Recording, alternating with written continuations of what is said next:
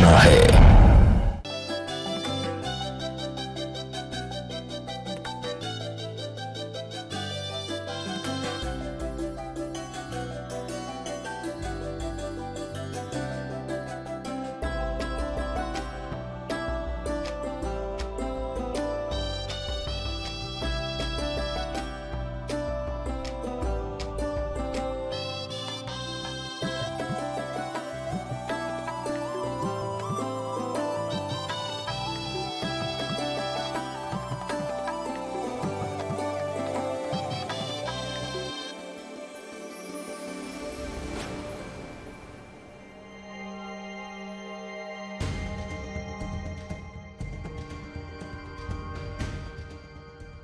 तुम्हारी नई जिंदगी में अतीत की कोई जगह नहीं है। अपने पति को नमित के बारे में कभी नहीं बताना, क्योंकि मर्द सच्चाई कभी बर्दाश्त नहीं कर पाते हैं। हाँ? माँ, ये नमित है। पता है।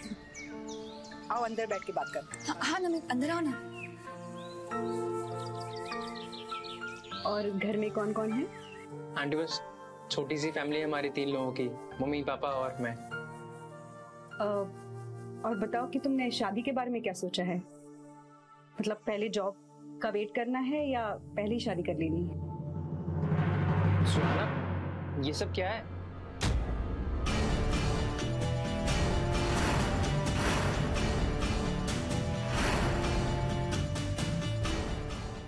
नमित, क्या हुआ?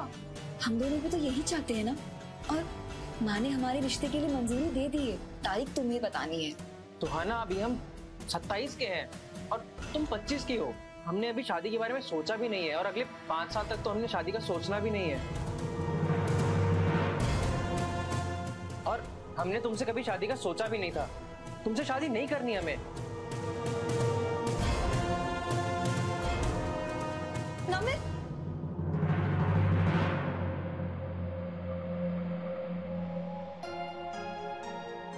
देखो, हम तुम पे कोई दबाव नहीं बना रहे हैं।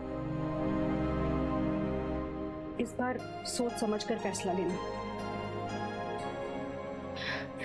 वो नमित तो वापस नहीं आने वाला। तुम अपने आप को संभालो और इस सब से निकलो।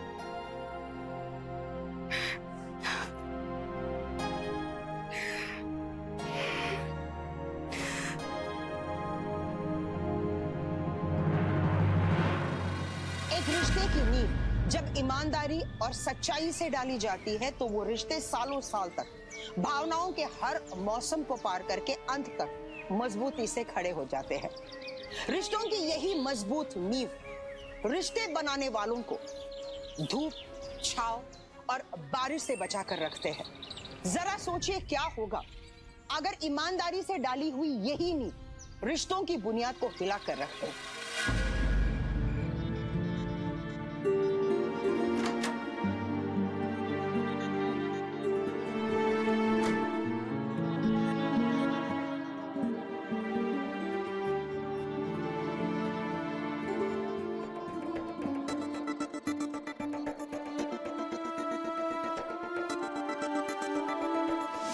तुम्हारी नई जिंदगी में अतीत की कोई जगह नहीं है।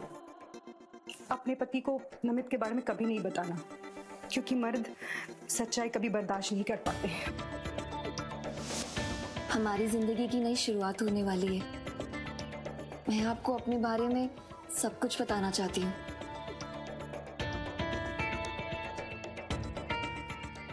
ठीक है, बताओ। मेरा 3 साल से किसी के साथ रिश्ता था। उसका नाम नमित है, लेकिन हमारी उससे शादी नहीं हो गई।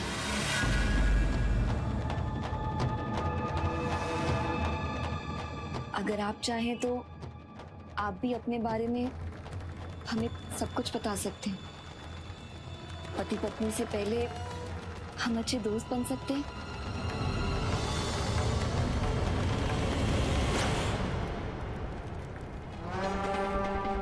धोखा दिया तुमने मुझे। तुम सब आपने? हाँ?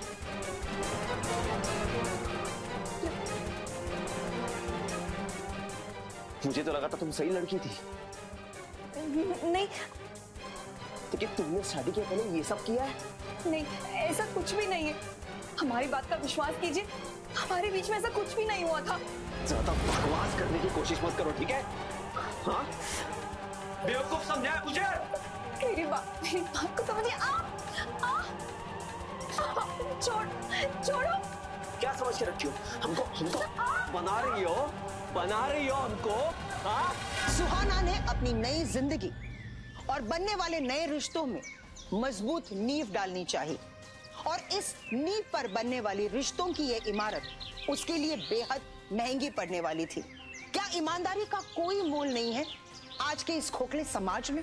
क्या मुखौटों में जीने वाला आज का ये समाज सच्चे चेहरों को देखना और समझने की हिम्मत नहीं रखता? अगर सुहाना अपनी माँ के कहने पर जाती तो क्या उसका ये अतीत उसके आने वाले कल को खराब नहीं करता? छोड़ो। बोलो जल्दी, अभी क्या अभी? मुझे थक जा। हाँ हुआ, क्यों शोर मचा रहे हो? किसी चीज के लिए मना कर रही है क्या ये? आप ही कहती थी ना कि बेटा तेरे लिए ऐसी बहू लाऊंगी, वैसी बहू लाऊंगी। ये लाइयो मेरे लिए, ये लाइयो, ये। हाँ? शादी के पहले इसका आशिक था, वो भी 3 साल तक। पता नहीं 3 साल में इन दोनों में क्या क्या हुआ होगा, पता है आपको? हाँ? देखो माँ, आप जो बोलो या ना बोलो, ये लड़की इस घर में 1 मिनट तक क्या 1 सेकंड भी नहीं रुकेगी। ये मुझे अभी के अभी बाहर चाहिए। चलो।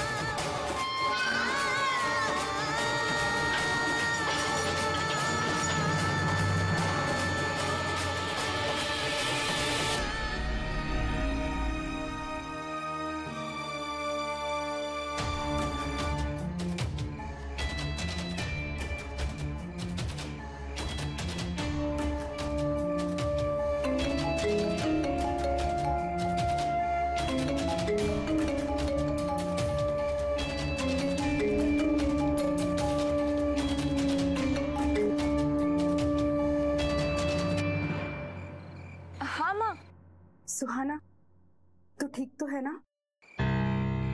कमरे में ही है? दामाद जी आए? हाँ माँ, मैं अपने कमरे में ही हूँ। वो अभी तक आए नहीं है, थोड़ी देर में आते ही होंगे। हम आपको बाद में फोन करें क्या? हाँ, ओके, बाय।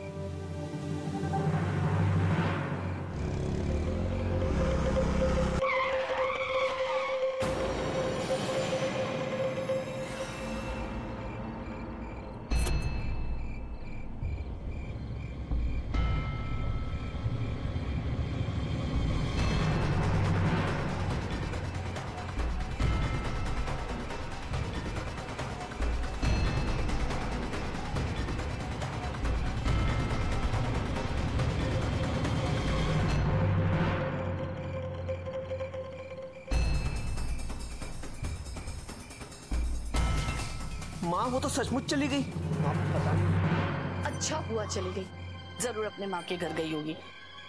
मुझे वो लड़की दोबारा इस घर में नहीं चाहिए। अरे माँ, क्या बोल क्या रही हो आप? मैंने गुस्से में उसे घर से बाहर निकाल दिया, लेकिन आपको समझ नहीं आ रहा, कानूनन अब वो मेरी बीवी है। तो और अगर कुछ भी ऊंच नीच हो गई, कुछ भी हो गया ना, केस कर देंगे हमारे ऊपर। और सबसे पहले पता है अंदर कौन जाता है इस केस में? सास ससुर। नॉन बेलेबल वारंट इशू होता है माँ।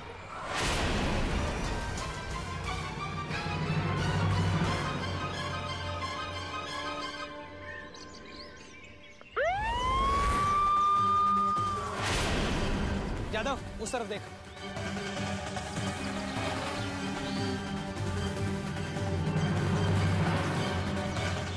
साहू, मिला कुछ?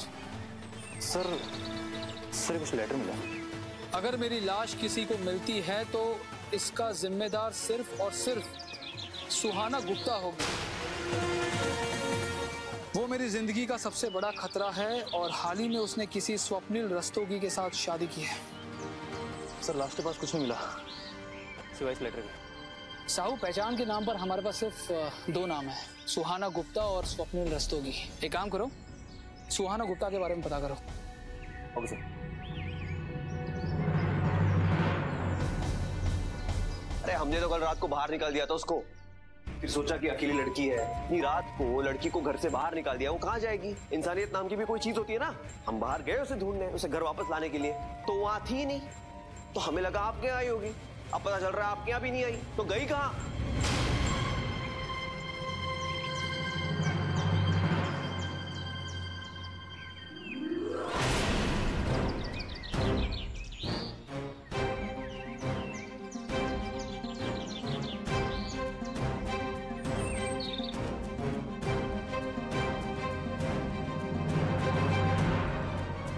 बेवकूफ बनाया है आपने हमें।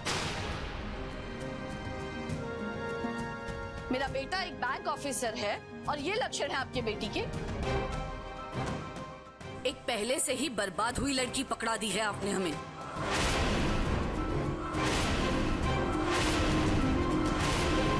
उल्लू बनाया है आपने हमें। ये धोखे की शादी आपको बहुत महंगी पड़ेगी।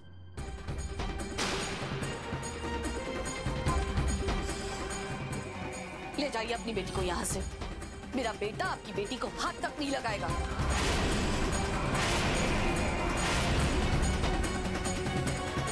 तू खड़े खड़े देख क्या रही है? बता रात भर कहाँ थी? अपने यार के पास थी ना, वो क्या नाम है उसका? नमित। और कितने आशिक इधर है बता।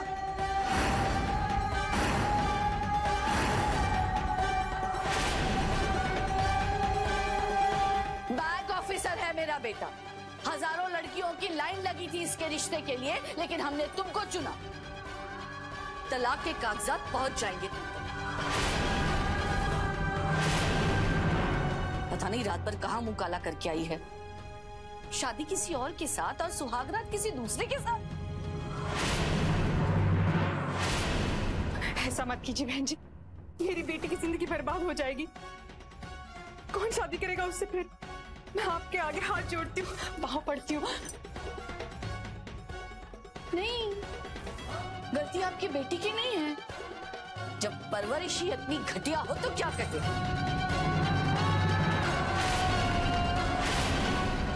और एक बात बताइए, कौन अपनी बेटी की शादी में एक सिंगल डोर फ्रिज गिफ्ट देता है?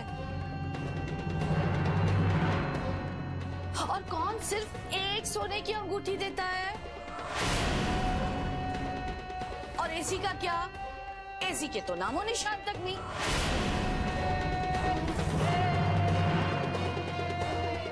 और टीवी? टीवी के नाम पे ये 52 इंच का टीवी भिजवा दिया।